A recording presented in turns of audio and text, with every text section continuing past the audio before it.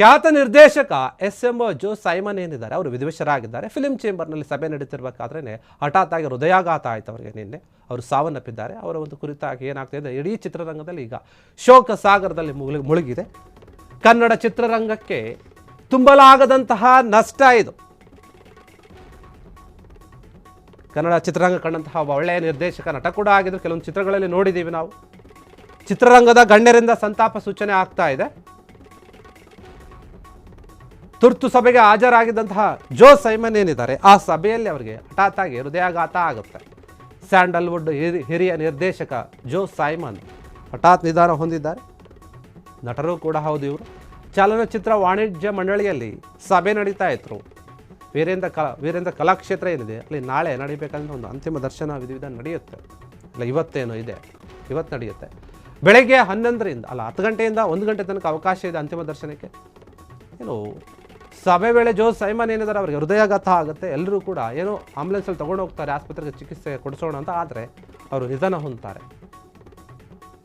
ನಿರ್ದೇಶಕ, ಗೀತ ಸಾಹಿತಿ, ಬರಹಗಾರರಾಗಿ ತಮ್ಮ ಕಲಾ ಸೇವೆಯನ್ನು ಮಾಡಿದ್ದಾರೆ ಕನ್ನಡ ಚಿತ್ರರಂಗಕ್ಕೆ. ಫಿಲ್ಮ್ ಡೈರೆಕ್ಟರ್ಸ್ ಅಸೋಸಿಯೇಷನ್ನಲ್ಲಿ ವೈಸ್ ಪ್ರೆಸಿಡೆಂಟ್ ಆಗಿ ಕೂಡ ಕೆಲಸ ಮಾಡಿದರು. ಚುರುಕಾಗಿ ತುರ್ತು ಸಭೆಯಲ್ಲಿ ಭಾಗವಹಿಸ್ತಾ ಇದ್ರು ಜೋ ಸೈಮನ್ ಅವರು. ಎಲ್ಲ ಒಂದು ಏನೇ ಸಭೆ ಇದ್ರು ಕೂಡ ಮಧ್ಯಾಹ್ನದ ಊಟ ಸೇವಿಸಿದ ನಂತರ ಅಸ್ವಸ್ಥ ಆಗಿರ್ತಾರೆ. ಕೈ ತೊಳೆಯಲು ಹೋದಾಗ ಎದೆ ನೋವು ಕಾಣಿಸ್ಕೊಳ್ಳುತ್ತೆ. ತಕ್ಷಣ ಮಲ್ಲಿಗೆ ಖಾಸಗಿ ಆಸ್ಪತ್ರೆಗೆ ಅವರು ರವಾನೆ ಆಗ್ತಾರೆ. ಚಿಕಿತ್ಸೆ ಫಲಕಾರಿಯಾಗದೆ ಸಾವನ್ನಪ್ಪಿರುವಂಥದ್ದು ಜೋ ಸೈಮನ್ ಅವರು. ಕ್ರಿಶ್ಚಿಯನ್ ಧರ್ಮದ ಸಂಪ್ರದಾಯಗಳೇನಿದೆ ಅದರ ಪ್ರಕಾರನೇ ಅಂತ್ಯಕ್ರಿಯೆ ನಡೆಯುತ್ತೆ ಇಂದು. ನೋಡಿ, ಕನ್ನಡ ಚಿತ್ರರಂಗ ಕಂಡಂತಹ ಒಬ್ಬ ಖ್ಯಾತ ನಿರ್ದೇಶಕ ಆಗಿರ್ಬೋದು, ನಟ ಆಗಿರ್ಬೋದು, ಬರಹಗಾರ ಆಗಿರ್ಬೋದು, ಎಲ್ಲ ರೀತಿಯಲ್ಲಿ ಕಲಾ ಸೇವೆಯನ್ನು ಮಾಡಿದಂತಹ ವ್ಯಕ್ತಿ. ಫಿಲಿಂ ಚೇಂಬರ್ ಏನಿದೆ ಅದಕ್ಕೆ ಸಾಕಷ್ಟು ಕೆಲಸವನ್ನು ಮಾಡಿದ್ದಾರೆ. ಅಂತಹ ವ್ಯಕ್ತಿ ಸಾವನ್ನಪ್ಪಿದ್ದಾರೆ. ಹೀಗಾಗಿ ಅವರ ವಿಚಾರವಾಗಿ ಎಲ್ಲರೂ ಕೂಡ ಸಂತಾಪವನ್ನು ಸೂಚಿಸ್ತಾ ಇದ್ದಾರೆ.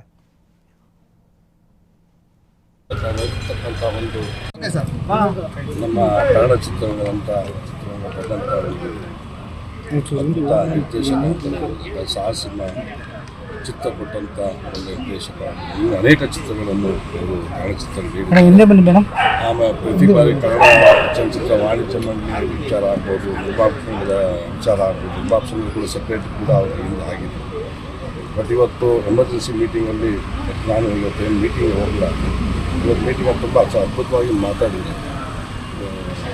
ಪರ ವಿರೋಧ ಎಲ್ಲ ಚೆನ್ನಾಗಿ ಮಾತಾಡಿ ಜೋರಾಗಿ ಇರುತ್ತೆ. ಎಲ್ಲ ಇವತ್ತೇನು ಇ ಸಿ ಮೆಂಬರ್ಸ್ ಇದ್ದಾರೆ ಅವರೆಲ್ಲರೂ ಅದೇ ಹೇಳ್ತಾರೆ. ಜೋ ಸೈಮನ್ ಅವರು ತುಂಬ ಅದ್ಭುತವಾಗಿ ಇವತ್ತು ಚರ್ಚೆ ಮಾಡಿದ ನಂತರ ಅವರು ವಾಶ್ರೂಮ್ಗೆ ಬಂದಿದ್ದಾರೆ. ಸೊ ಹಂಗಾಗಿ ಬರೀ ಒಂದು ಸೆಕೆಂಡಲ್ಲಿ ಈ ಥರ ಅವರು ನಮ್ಮನ್ನೆಲ್ಲ ಬಿಟ್ಟು ಅವ್ರ ಆತ್ಮಕ್ಕೆ ಶಾಂತಿ ಸಿಗ್ತದೆ. ಬಟ್ ಏನಂದರೆ ನಾವು ಒಂದು ಹೇಳಿದ್ರು, ಇವತ್ತು ಮನುಷ್ಯ ಇರ್ತಾನೆ ಹೋಗ್ತಾನೆ. ಫಸ್ಟು ಪ್ರತಿಯೊಬ್ಬರು ಕಲಿಬೇಕಾದಷ್ಟೇ. ಅರ್ಧ ಗಂಟೆ ಮುಂಚೆ ಜೋ ಸೈಮನ್ ಅವರು ಈಗ ಬಾಡಿ ಅಂತ. ಆದರೆ ಫಸ್ಟ್ ಮನುಷ್ಯ ಯಾವತ್ತೂ ದ್ವೇಷ, ಅಸೂಯೆ ಇವೆಲ್ಲ ಬಿಟ್ಬಿಟ್ಟು ಬದಿಗಿಟ್ಟು ಎಲ್ಲರೂ ಒಂದಾಗಿ ಮಾಡಬೇಕು ಅನ್ನೋದು ಪ್ರತಿಯೊಬ್ಬರಿಗೂ ಬರಬೇಕು.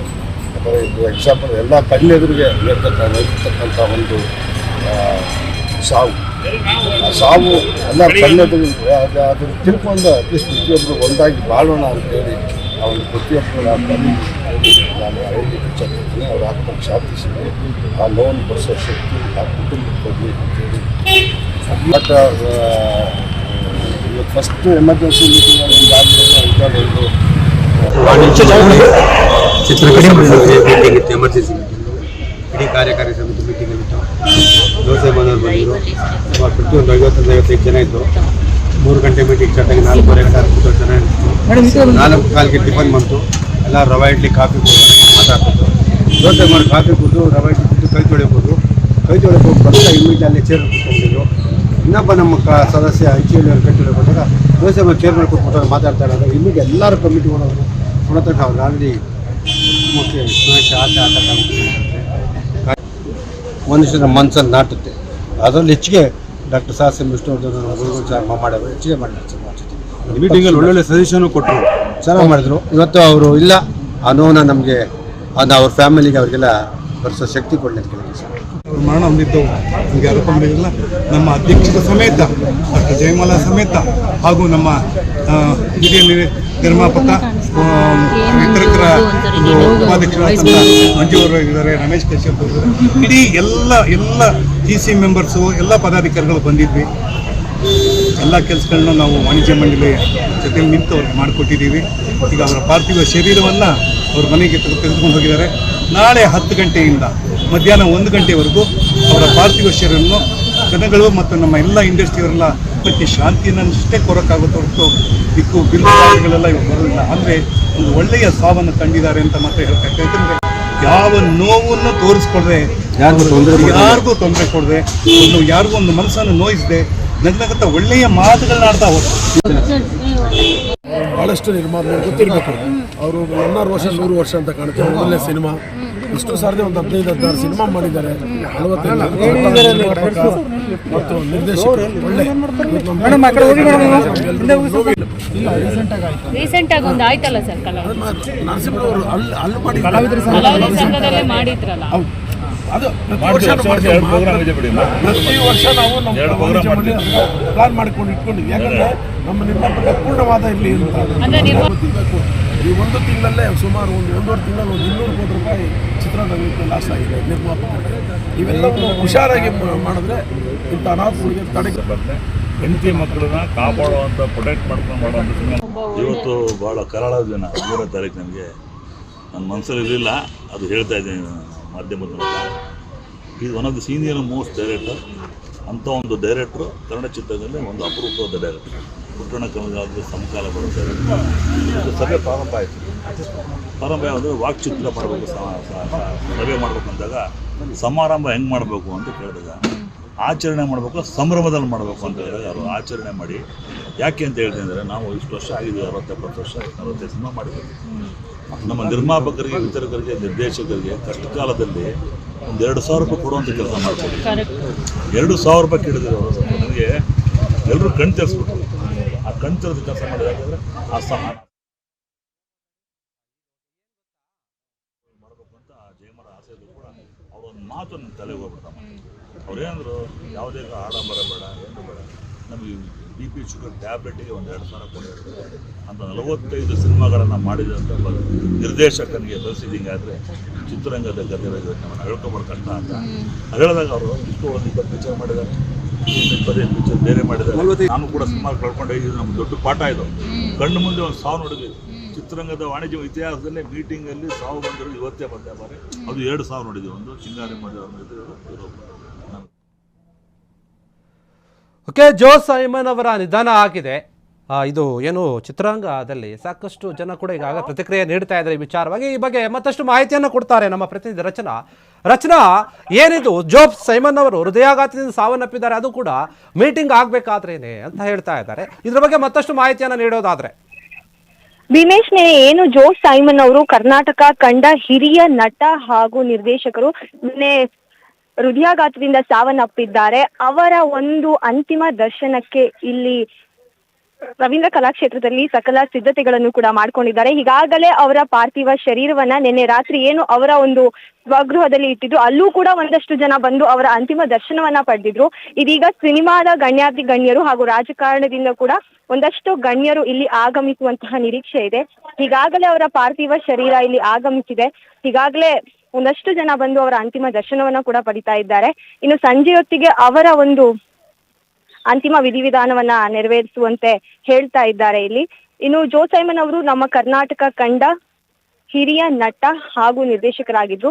ಅತಿಯಾಗಿ ಅವರು ವಿಷ್ಣುವರ್ಧನ್ ಅವರ ಒಂದು ಸಿನಿಮಾಗಳಲ್ಲಿ ಹೆಚ್ಚಾಗಿ ಕಾಣಿಸ್ಕೊಂಡಿದ್ರು ಹಾಗೂ ಜನಮನ್ನಣೆಯನ್ನು ಕೂಡ ಪಡ್ಕೊಂಡಿದ್ರು. ಕೇವಲ ನಿರ್ದೇಶಕರಾಗಿ ಮಾತ್ರವಲ್ಲದೆ ನಟರಾಗಿಯೂ ಕೂಡ ಜನರಲ್ಲಿ ಅವರು ಛಾಪು ಮೂಡಿಸಿದ್ರು. ಹೀಗಾಗಿ ಅವರಿಗೆ ಒಂದಷ್ಟು ಅಭಿಮಾನಿಗಳು ಕೂಡ ಇದ್ದಾರೆ. ಅವರಿಗೆ ಇದು ಒಂದು ತುಂಬಲಾರದ ನಷ್ಟ ಅಂತಾನೆ ಹೇಳಬಹುದು. ತಮ್ಮ ಅಭಿನಯದ ಮೂಲಕ ಹೆಚ್ಚಾಗಿ ಅವರು ಪೊಲೀಸ್ ಪಾತ್ರದಲ್ಲೇ ಕಾಣಿಸ್ಕೊಂಡಿದ್ರು ಹಾಗೂ ಜನರನ್ನು ಕೂಡ ರಂಜಿಸಿದ್ರು. ಕೇವಲ 1 ದಶಕಗಳಲ್ಲ, 3 ದಶಕಗಳಿಂದಲೂ ಕೂಡ ಕನ್ನಡ ಸಿನಿ ರಸಿಕರನ್ನ ಇವರು ರಂಜಿಸ್ತಾ ಬಂದಿದ್ರು. ಇಂದು ಅವರ ಅಂತಿಮ ದರ್ಶನಕ್ಕೆ ಎಲ್ಲ ವ್ಯವಸ್ಥೆಯನ್ನ ಮಾಡ್ಕೊಂಡಿದ್ದಾರೆ. ನಿನ್ನೆ ಅವರು ಹಠಾತ್ ಹೃದಯಾಘಾತದಿಂದ ಸಾವನ್ನಪ್ಪಿರುವಂತದ್ದು. 80 ವರ್ಷ ವಯಸ್ಸಾಗಿತ್ತು ಅವರಿಗೆ. ನಿನ್ನೆ ಫಿಲಂ ಚೇಂಬರ್ ಅಲ್ಲಿ ಏನೋ ಅವರು ಕೂತು ಮೀಟಿಂಗ್ ಮಾಡುವಂತಹ ಸಂದರ್ಭದಲ್ಲಿ ಇವರಿಗೆ ಸಡನ್ ಆಗಿ ಒಂದು ಹೃದಯಾಘಾತ ಆಗಿದೆ. ಆ ಕೂಡಲೇ ಅವರನ್ನ ಮಲ್ಲಿಗೆ ಆಸ್ಪತ್ರೆಗೆ ಕರ್ಕೊಂಡು ಹೋಗಿರ್ತಾರೆ. ಆದ್ರೆ ಚಿಕಿತ್ಸೆ ಫಲಕಾರಿಯಾಗದೆ ನಿನ್ನೆ ಸಂಜೆ ಅವರು ಸಾವನ್ನಪ್ಪಿರ್ತಾರೆ. ಅದಾದ ನಂತರ ಅವರ ಸ್ವಗೃಹಕ್ಕೆ ಅವರ ಪಾರ್ಥಿವ ಶರೀರವನ್ನ ತೆಗೆದುಕೊಂಡು ಹೋಗಿರ್ತಾರೆ. ಅಲ್ಲೂ ಕೂಡ ಒಂದಷ್ಟು ಜನ ಸಂಬಂಧಿಕರು ಎಲ್ಲ ಬಂದು ಅವರ ಅಂತಿಮ ದರ್ಶನವನ್ನ ಪಡೆದುಕೊಂಡು ಹೋಗಿರ್ತಾರೆ. ಇನ್ನು ಸಿನಿಮಾದ ಗಣ್ಯರು ಹಾಗೂ ರಾಜಕಾರಣದಿಂದಲೂ ಕೂಡ ಒಂದಷ್ಟು ಜನರು ಬರುವಂತಹ ನಿರೀಕ್ಷೆ ಇದೆ ಅವರ ಅಂತಿಮ ದರ್ಶನವನ್ನ ಪಡೆಯೋದಕ್ಕೆ. ಅದಾದ ನಂತರ ಸಂಜೆ ಇವರೇನು ಕ್ರಿಶ್ಚಿಯನ್ ಧರ್ಮದವರಾಗಿರ್ತಾರೆ, ಹೀಗಾಗಿ ಕ್ರಿಶ್ಚಿಯನ್ ಧರ್ಮದ ವಿಧಿವಿಧಾನಗಳ ಪ್ರಕಾರ ಅವರ ಅಂತಿಮ ವಿಧಿವಿಧಾನಗಳು ಕೂಡ ನಡೆಯುತ್ತೆ ಅಂತ ಇಲ್ಲಿ ಮಾಹಿತಿಯನ್ನ ನೀಡ್ತಾ ಇದ್ದಾರೆ. ಇನ್ನು ಜೋ ಸೈಮನ್ ಅವರು ನಮ್ಮ ಕರ್ನಾಟಕ ಕಂಡ ಒಬ್ಬ ಅದ್ಭುತ ನಟ ಹಾಗೂ ನಿರ್ದೇಶಕ ಅಂತಾನೆ ಹೇಳ್ಬೋದು. ಪ್ರಮುಖವಾಗಿ ಇವರು ವಿಷ್ಣುವರ್ಧನ್ ಅವರನ್ನ ಏನು ಸಾಹಸ ಸಿಂಹ ಅಂತ ಹೇಳಿ ಕರೀತಾರೆ, ಆ ಒಂದು ಹೆಸರನ್ನ ಕೊಟ್ಟಿದ್ದೆ ಇವರು ಅಂತ ಕೂಡ ಹೇಳಲಾಗತ್ತೆ. ಇನ್ನು ಇವರು ವಿಷ್ಣುವರ್ಧನ್ ಜೊತೆ ಹಲವು ಸಿನಿಮಾಗಳಲ್ಲಿ ತೆರೆಯನ್ನ ಹಂಚ್ಕೊಂಡಿದ್ದಾರೆ ಹಾಗೂ ಜನರನ್ನ ರಂಜಿಸಿದ್ದಾರೆ. ಹೀಗಾಗಿ ಅವರಿಗೆ ದೊಡ್ಡ ಅಭಿಮಾನದ ಬಳಕೆ ಈ ಮೂಲಕ ನಮ್ಮ ಕರ್ನಾಟಕದ ಮತ್ತೊಂದು ಕೊಂಡಿ ಕಳಚಿ ಬಿದ್ದಿದೆ ಅಂತಾನೆ ಹೇಳಬಹುದು. ಏನು ಅವರ ನಟನೆಯ ಮೂಲಕ ಹಾಗೂ ನಿರ್ದೇಶನದ ಮೂಲಕ ಕರ್ನಾಟಕದಲ್ಲಿ ಮನೆ ಮಾತಾಗಿದ್ರು. ನಿನ್ನೆ 80 ವರ್ಷ ವಯಸ್ಸಾಗಿತ್ತು ಅವರು ಹಠಾತ್ ಹೃದಯಾಘಾತದಿಂದ ಸಾವನ್ನಪ್ಪಿರುವಂತದ್ದು.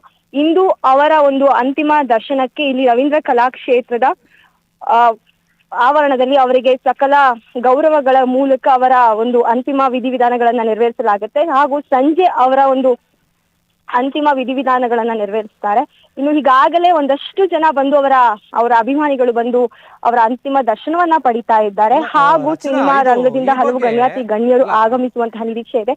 ಯಾಕಂದ್ರೆ ಇವರು ಹಲವು ದಶಕಗಳಿಂದ ಕೇವಲ 1 ದಶಕ 2 ದಶಕ ಅಲ್ಲ, ಹಲವು ದಶಕಗಳಿಂದ ಇವರು ಸಿನಿ ಪ್ರಿಯರಿಗೆ ರಂಜಿಸ್ತಾ ಬರ್ತಾ ಇದ್ದಾರೆ. ಹೀಗಾಗಿ ದೊಡ್ಡ ಕಲಾವಿದರ ಜೊತೆಯೂ ಕೂಡ ಇವರು ತೆರೆಯನ್ನ ಹಂಚ್ಕೊಂಡಿದ್ದಾರೆ. ಹೀಗಾಗಿ ಹಿರಿಯ ಕಲಾವಿದರು ಕೂಡ ಬಂದು ಇವರ ಒಂದು ಅಂತಿಮ ದರ್ಶನವನ್ನ ಪಡೆಯುವ ನಿರೀಕ್ಷೆ ಇದೆ.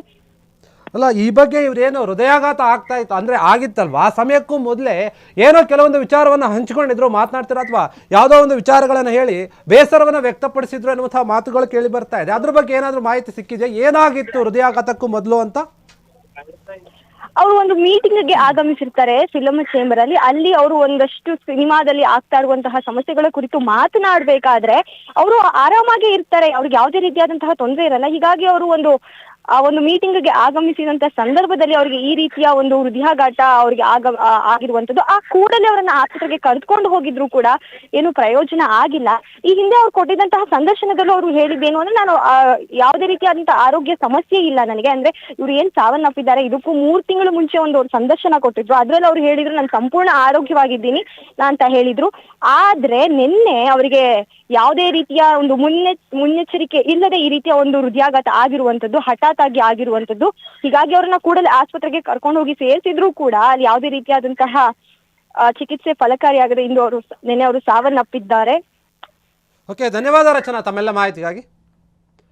ಜೋ ಸೈಮನ್ ಅವರ ಅಂತಿಮ ವಿಧಿವಿಧಾನ ಕ್ರಿಶ್ಚಿಯನ್ ಧರ್ಮದಂತೆಯೇ ನಡೀತೆ, ಯಾಕಂದರೆ ಅವರು ಕೂಡ ಕ್ರಿಶ್ಚಿಯನ್ ಆಗಿರೋದ್ರಿಂದ ಅದೇ ರೀತಿಯಾಗಿ ನಡೀತೆ. ಇಂದು ಅಂತಿಮ ದರ್ಶನಕ್ಕೆ ಅವಕಾಶವನ್ನು ಮಾಡಿಕೊಡಲಾಗಿದೆ.